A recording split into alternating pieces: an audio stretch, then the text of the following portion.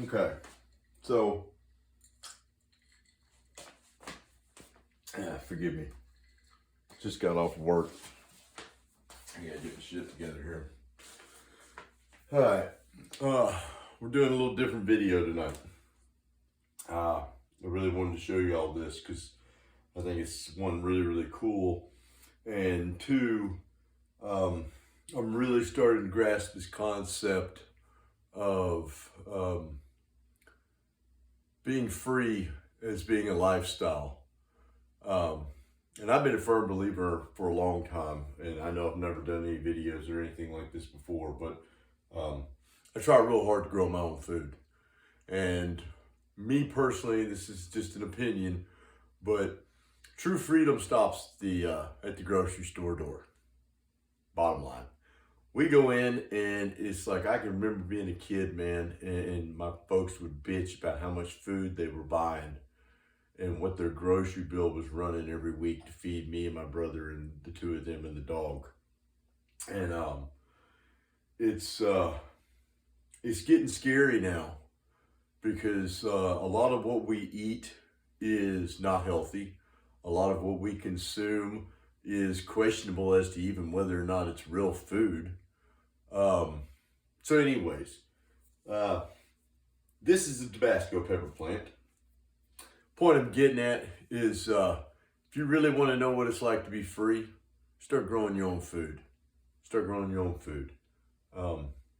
Kimberly can attest to this. There have been so many nights I've walked right out into the backyard, come back with a handful of vegetables, and made us supper out of nothing but what I grew on my own. Seeds require soil and water, man. I mean, it's that simple.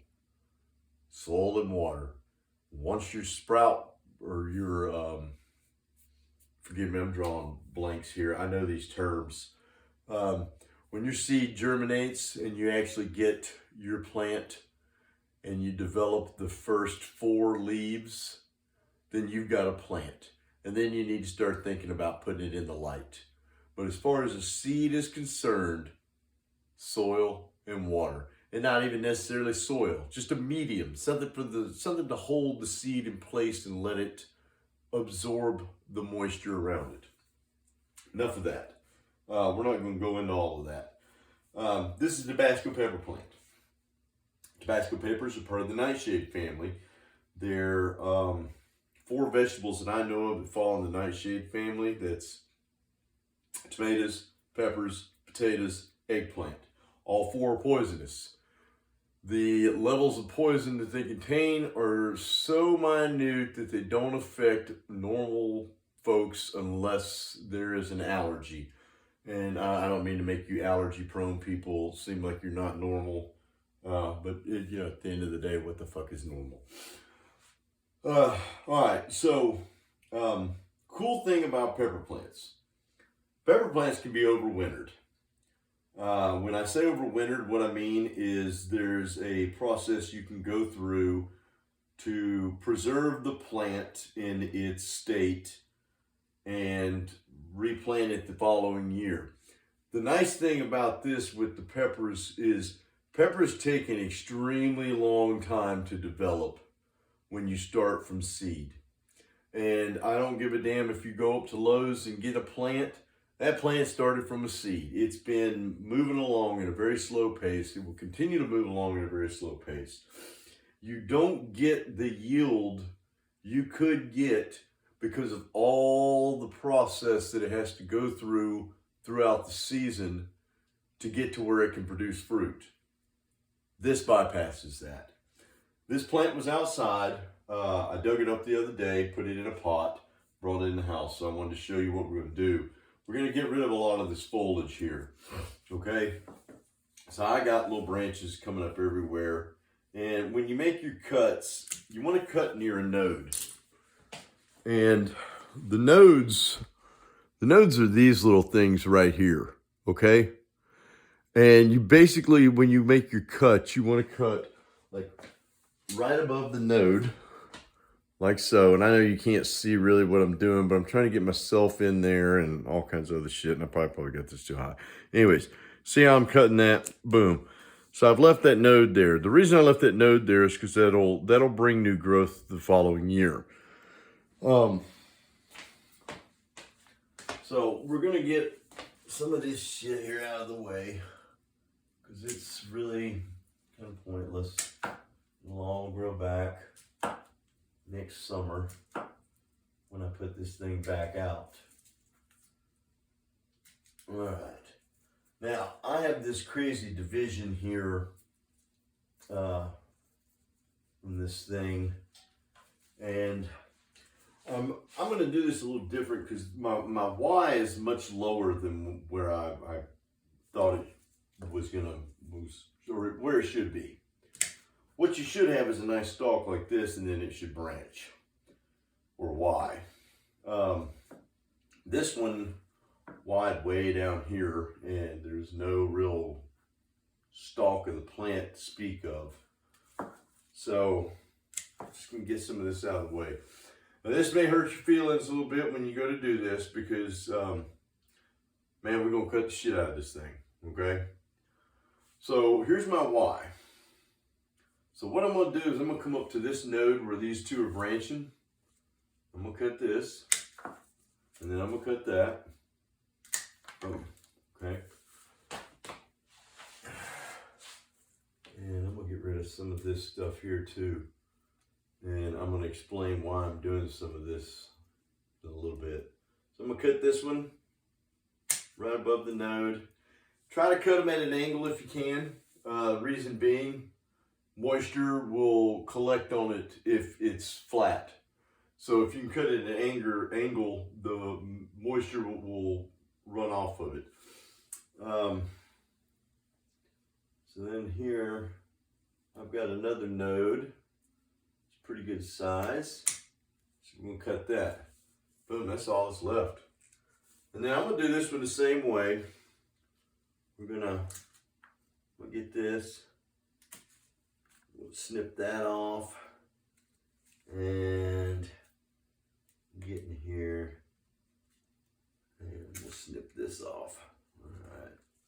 So, and I'm going to go ahead and get rid of these leaves off of here. All right, so what is requested or what is suggested is to fertilize this with some fertilizer that is high in phosphorus and potassium. The reason being is that it's in a, you want it kind of in a dormant state. You don't want to produce a bunch of leaves. Nitrogen in your NPK is going to produce a lot of leaves. It's what gives your plants the green. We want root development, and we want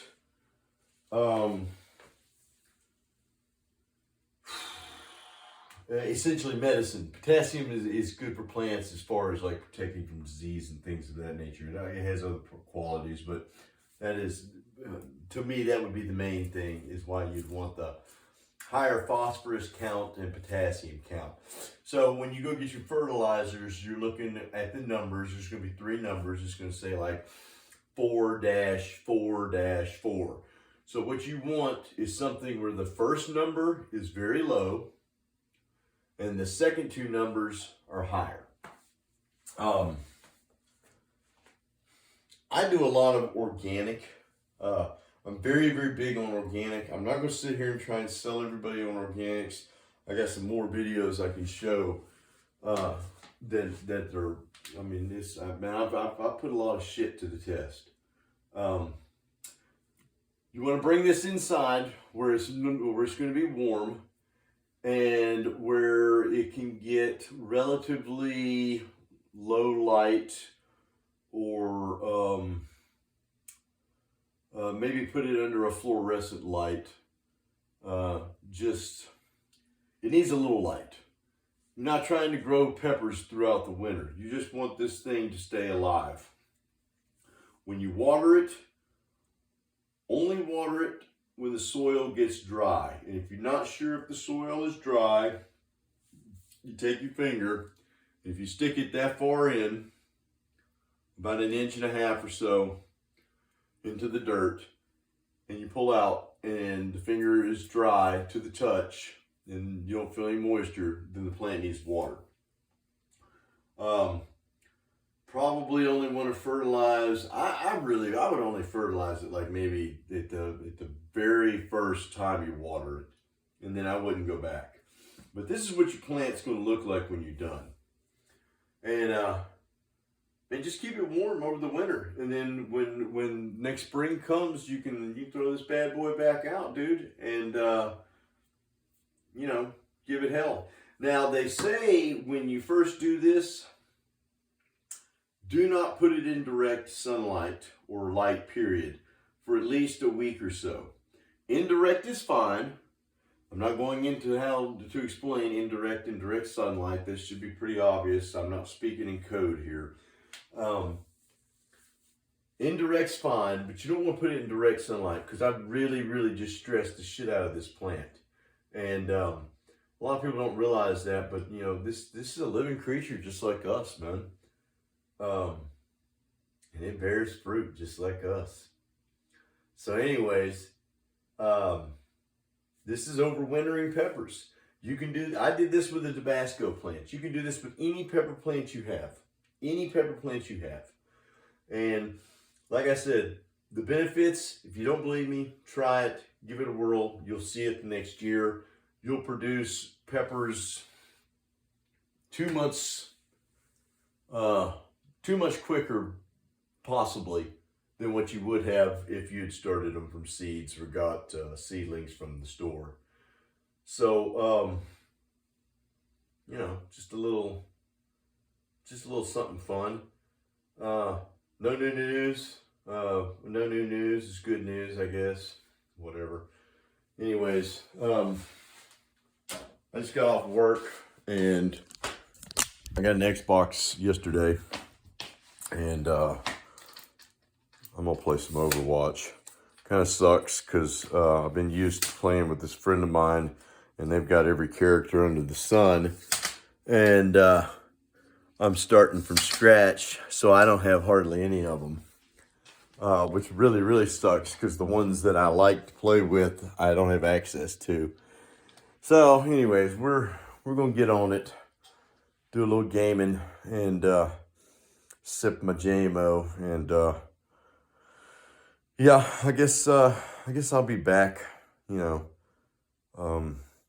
Hopefully next spring, man, I can show y'all a lot. I really love growing stuff. I found a lot of peace in that, and it's just, man, I eat so much better, and I feel so much better, and haven't seen folks die of cancer, very, very close to me. One has to wonder if what we're putting in our bodies worth the fuck. I've quit smoking cigarettes since I've been down here with Mom. Quit doing drugs since I've been down here with Mom. Work all the time. I eat right. Take care of myself. Mind, body, spirit, man. You gotta have a balance. I work hard, but I play hard. You gotta have balance. Anyways, thank you all. I hope you enjoy the overwintering of peppers. It's very easy. You just gotta have some balls and get in there and be willing to cut those pepper plants back. And I know it's gonna be hard for some of you because some of you probably have some very, very beautiful plants. But I assure you, this is tried and true. This works. Keep that plant in a warm place. See, it's nice down here in South Carolina, man, where I'm at.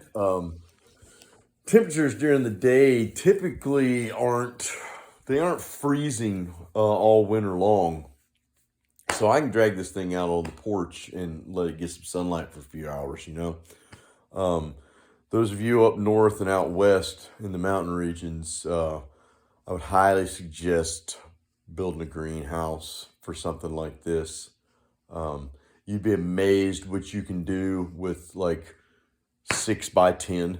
I mean, really and truly, it doesn't seem like it'd be a lot of space, but you can really do some cool things.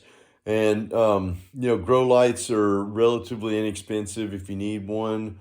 I recommend Mars Hydro. I really like them. I recommend Viper Spectra. I've had good success with them. You don't need anything extreme because, like I said, you're not trying to grow peppers over winter. You're trying to overwinter the plant. I mean, put it in that dormant state. But at the same time, you got to respect the fact that it is a plant, it is living, and it needs light to live. So, that being said, we're gonna close. I hope y'all enjoy this video, and peace and blessings to everybody, man. Be good.